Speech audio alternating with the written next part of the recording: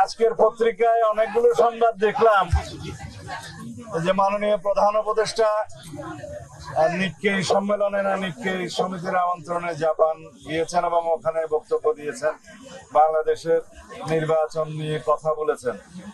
তিনি বলেছেন শুধুমাত্র একটি দল নির্বাচন চায়।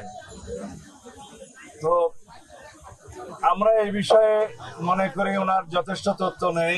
যমুনা ইলেকট্রনিক্স ঈদে ডাবল খুশি অফার সিজন 3, যে কোনো পণ্য কিনলেই পাচ্ছেন নিশ্চিত ঈদ উপহার। ওনার কাছে যে লিখিতভাবে যে সমস্ত গণতান্ত্রিক দলগুলো কাগজ জমা দিয়েছে, আলাপ করেছে, যে সমস্ত সময় উনি আহ্বান করেছিলেন আলাপ আলোচনার জন্য সমস্ত দলকে, তাতে আমরা জানি বিএনপি এবং বিএনপির সাথে যুগপৎ আন্দোলনের শরীর ছিল সেরকম দল এবং জাতীয়তাবাদী সমমনা দল 12 দল পক্ষ থেকে সবাই ডিসেম্বরের মধ্যে নির্বাচন অনুষ্ঠানের জন্য দাবি জানিয়েছিলেন, সেটা আমরা জানি।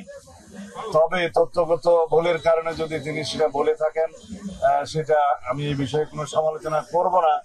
তবে সমগ্র জাতি একটি সুষ্ঠু, সুন্দর, নিরপেক্ষ নির্বাচনের জন্য অপেক্ষমান, এটা ওনার বোঝা উচিত এবং খুব শীঘ্রই একটি সুনির্দিষ্ট রোডম্যাপ প্রদান করবেন নির্বাচনের মধ্যে, আগামী ডিসেম্বরের মধ্যে জাতীয় সংসদ নির্বাচন অনুষ্ঠানের লক্ষ্যে। কথা একটাই পরিষ্কার, যে সমস্ত সংস্কার এবং বিচারের কথা বলা হচ্ছে এগুলো চলমান প্রক্রিয়া। সংস্কার কোনোদিনই শেষ হয় না, সংস্কার অবিরাম চলতেই থাকে। সমাজের চাহিদা এবং সমাজের মানুষের দেশের প্রয়োজনে আমাদেরকে সংস্কার করে যেতেই হবে।